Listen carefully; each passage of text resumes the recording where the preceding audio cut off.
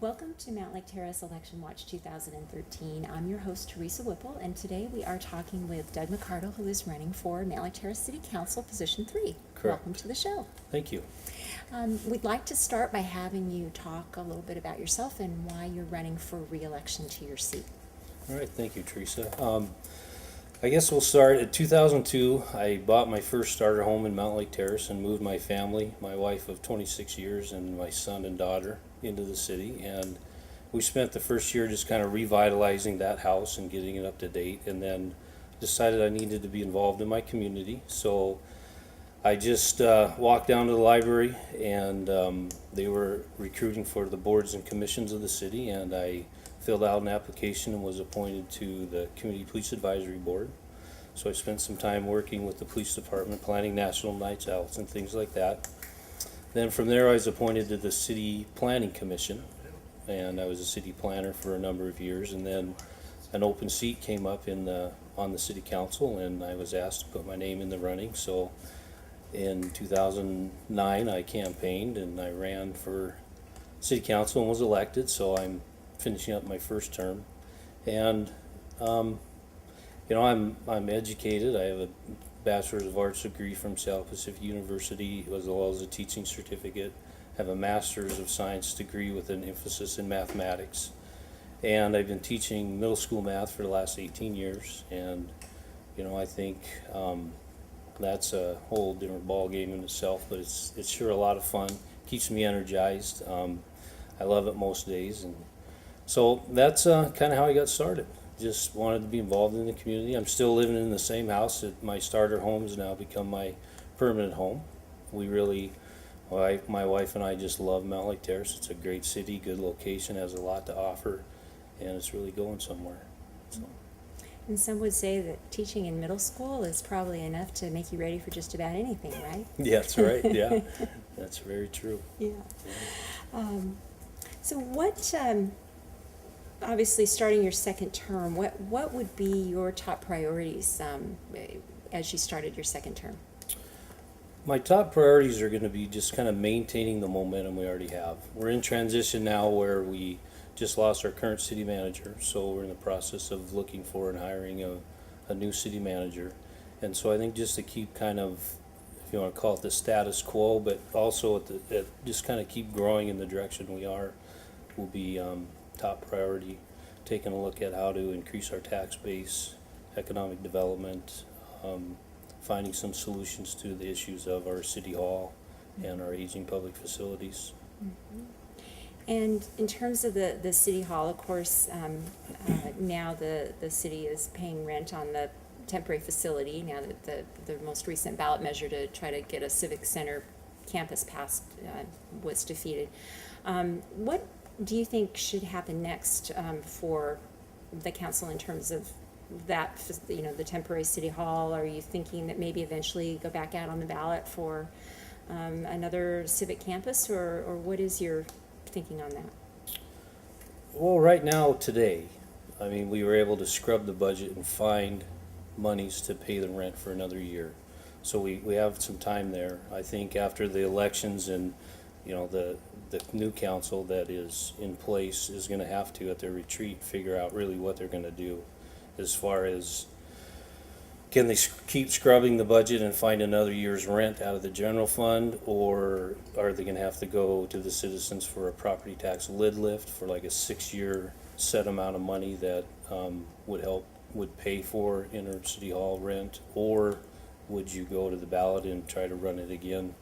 I think if I was to follow the ladder and go to the ballot and run a property tax to build a new city hall, I would take a look at the old scope and sequence of the job and see if it can't be pared down further, because we originally started at 37 million the first time we ran the measure, and then it failed, so we had some focus groups, and the main point was it was just too much money, so we were able to drop the price to 25 million.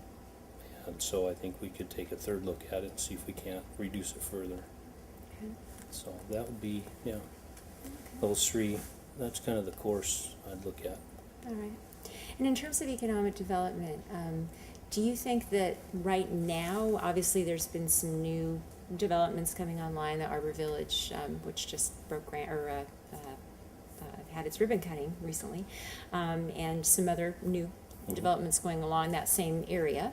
Are you in do you feel good so far about kind of the direction that things are going with that? Do you think there's more that the city could be doing to bring more development, or what are you thinking about that? I think right now we're in a good spot. We have the Arbor Village is the first major new construction in the downtown area in a long time. I think our Main Street revitalization plan that we have in place, where we're in design process now, and it will be built, redoing that whole 56 from 236 to 230th. I think as far as the city, we can just keep promoting ourselves with our economic and development department. Dave Barron does a great job. Shane Hope is incredible at that also. So just kind of stay the course there and just keep moving like we're doing. Knowing light rail's coming in, there'll be a railroad station there at 236, somewhere in that vicinity. They haven't quite decided exactly where. So I think we're, since I've been on council since 2010, we've been really focused on that whole idea of economic development, Main Street revitalization. So we've got a lot of good things in place. We just need to keep promoting our city. And, I think as people see Arbor Village opening up and the restaurants, commercial that'll go in there, I know they have 40% of the buildings already filled with new residents. So, other developers see that and they'll say, I'm going to take a look at Mount Lake Terrace, and maybe that's where I need to do some development. So I think we're in a good position. We have everything's in place. So right now we're all on the same page and vision of that aspect of it. Something that I've been talking with as the council candidates have come through, and some of the folks who have been put their hat into the ring because they feel very differently than some of the incumbents in terms of, they were some of the opponents who actively campaigned against the Civic Center, and feeling like just their words that they represent citizens who don't feel like they're being listened to, or that they're maybe all this development is not necessarily good, that they don't necessarily think that's the right way to go, that maybe it changes the character of the city too much. And there's two sides to every story, of course, and many opinions, but what would you say to somebody who maybe is feeling that way? Do you think that they have a legitimate concern, or are they worried too much about kind of what the future might hold? Well, that's a great question, and it's an issue that you face every day. And I was once told that change will happen. The question is, will it shape you or will you shape it? So just looking at from 2002 when I moved into Mount Lake Terrace and today, the things that are changing that city, or that potentially will change the city, we just had the new the community transit freeway station open. They redid that whole park and ride. We've had, in the last 9 months, we've had 20 new businesses, enterprises move in, 300 new jobs come to the city. And so change, it will naturally happen. So the question is, like I said, will you let the change you, or will you change it, shape yourself? And I think, Mount Lake Terrace right now is on the path of we're going to allow the change, we'll shape the change of the city. And I know before I was on council, they did a whole town center plan. They had all kinds of community input, community forums on that comprehensive plan of what they would like the town center to look like and be like, what kind of buildings, residential mix, commercial mix, affordable housing. So that was kind of all set in place before I was on the council. And that's one thing, as I moved into the city and got involved, the more I looked at it, it's like, I really like this, that direction. And so that's one of the reasons I ran for the first time and got elected, was because I liked the way it was going. So, all I can say is change will happen. So we're in a position where the city will shape the change and we can direct it. because a lot of it is it'll either stay stagnant and possibly, you know, not go anywhere and maybe even die out as a city. It won't be sustainable, or it's going to grow. So let's shape the growth as what we want, you know, as a city, as a citizens. And we've had, you know, everything we do is always open to the public. We have public comment. They have their chance to express their opinions. And would you say to those who've said they don't think that the elected officials listen to them, do you think that's maybe not fair? You think that you do, the council members do listen to people when they talk about differing opinions? I think we listen to them, but I mean, I can say that sometimes they're probably not heard the way they want to be heard. And there's sometimes where, as an elected official, I have more of the big picture, and I know what's kind of headed down and coming, versus somebody that just kind of hears about it on the, you know, on MLT News or in the newspaper or something, decides to show up. So I mean, that's one thing that I think I could do better at, is to really listen and hear the citizens. I know a big issue recently is that we set up a transportation benefit district for for the whole city, and that was one way that we can fund the revitalization of downtown and redo the main street. Well, you know, it costs the citizens an extra $20 on their tab fees, and you know, that was a big issue, a hot issue, and I know the citizens probably thought they weren't listened to, because there were a few that came out and were vocal against it, and the council went ahead and passed it. But one thing that's kind of funny with that is, the same night we passed the transportation benefit district, the next agenda item was to raise their sewer rates. And, you know, in my mind, a $20 tab fee is going to be a lot cheaper than raising a sewer rate, because once you raise the rate, and the next time you go to raise it, it's just going to get higher and higher. Well, it's $20 a year for licensing, and that's all you're going to pay. So I guess that's how I'd respond to that. Well, and you know, I guess you could say that elected officials their job is to listen and then make the decision that they think is best, and the democracy part of it is that if people don't like the decisions you make, they can choose to unelect you, right? That's very true, and that's one reason I have an opponent. Right. Because Right. They're not liking the way I'm doing my job as a city council person. Right. So, you know, and that's, like you say, that's democracy. That's right. And, you know, that's what I have to realize as a public official. I have to deal with that. Yeah. Yeah, Yeah. so. Very good. Well, speaking about Sound Transit and the light rail station, you know, there's also been some suggestions that there be a light rail station also at 220th. Correct. Is that something that you think would be a good idea for the city as well? I think so, in the fact that, you know, one of the issues we have in Mount Lake Terrace is both of the properties where a possible station would go is kind of near or close to property that's owned by the school district, and they won't sell it. They want to, you know, long-term lease it so that they can fund the school program, which is good. I mean, that's a good business model for them. But with that in mind, that the school district owns the property at 220th where that would possibly go, and just the fact that Swedish came in and bought the Stevens Hospital and all the work they're doing, and just kind of looking at that whole area on 99 where the hospital is, the only place they kind of have to grow is Mount Lake Terrace. And so if you think about that and the possible change that would make, I think a light rail station at that juncture, 220th and I-5, would be a great asset to the city to move people and relieve congestion. So, yeah. Okay. If you were going to name Mount Lake Terrace's greatest strength and its greatest weakness, what would those be? I think its greatest strength is, that's a good question.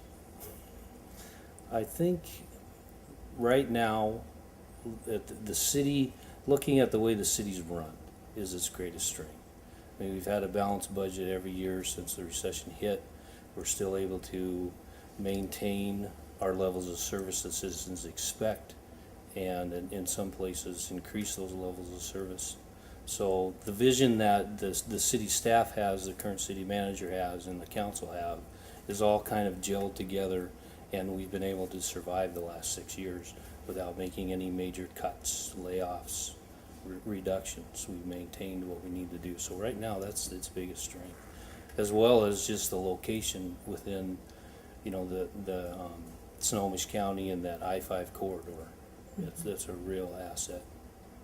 I think a weakness would be that, it's an older city. It needs a lot of work. A lot of the infrastructure projects and public facilities, the repairs that need to be done have been put off for a long time. That it's to a point now where we need to do something about that. With the city hall being condemned and demolished, that's something that should have been thought about and been taken care of all along the way, so we would just kind of have the money, or most of the money, ready to go to build a new one. We're going to face issues soon with our recreation pavilion. The building itself is just getting old, and it's kind of piecemeal together, and the design of the building itself limits what we can offer our clientele. And pretty soon they're gonna, if we can't offer the programs that they want and need, then they're gonna go find them elsewhere. How old is that building? I didn't even realize it was getting that old, but it's The been there a rec while. pavilion, Huh? honestly, I don't know how Yeah. old it is, but Yeah. it's getting close to being at the end of it was Right. probably put up in the late 60s, early 70s. Okay. Yeah. Yeah, and then we've got Linwood with that remodel of that whole pool Right. facility, so that's probably a competition, isn't it? Yeah, it is a competition, yeah. That's interesting, very interesting. Are there some issues that I haven't asked you about that you're particularly passionate about, or you wanted to talk about? Things pet projects you've been working on, or things that you really want to kind of hang your hat on as accomplishments in your 4 years on the council?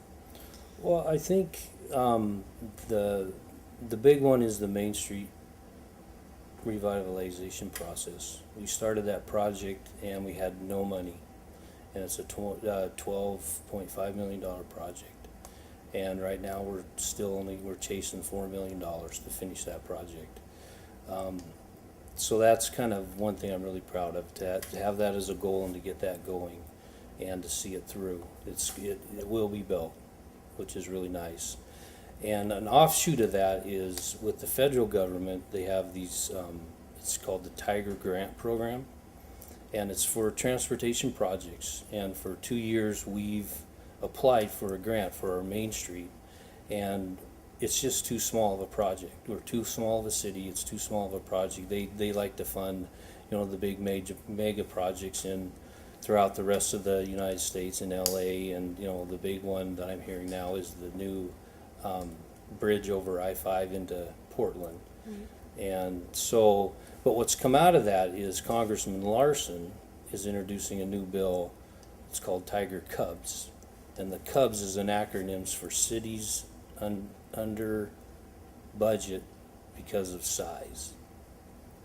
So what it is they'll take part of that Tiger Grant monies and set it aside for cities that are in that population range of 10,000 to 50,000, and they can apply for their smaller projects. So, I think with our public outreach with the Main Street revitalization process, with going to the state every year and talking about it, telling about it, trying to get monies, we always send the city manager, the mayor, and the mayor pro tem back to Washington, D.C. every year, and they've been talking about it. So people in D.C. know Mount Lake Terrace, and they know that project, and Congressman Larson just got on board and said, let's do something for these smaller cities that can't. They have great projects, but they can't compete with the big mega projects. So I think those two things would be my highlights in the last 4 years. Oh, that's great. Yeah. That's great. Well, I think we are coming close to the end of our time, so it is time for you to talk about, your, when people see your name on the ballot, what would you like them to remember most about you and why they should vote for you? And anything else you want to share? Okay. Well, first of all, I want to thank you for this time. It's been great, chance to, talk about issues and discuss them. I think when people see my name on the ballot, I'd like them to remember that, I am the incumbent. I have a good vision for the city. I think we're moving in the right direction. I want to maintain that momentum. And if you want to learn more, you can look me up on Facebook. Why don't you spell your name for those who might not know? McCardle, McCardle. Perfect. Okay. All Well, right. thank you so much Thank for stopping you. by, and I wish Yeah. you the best of luck. Thank you. Yep.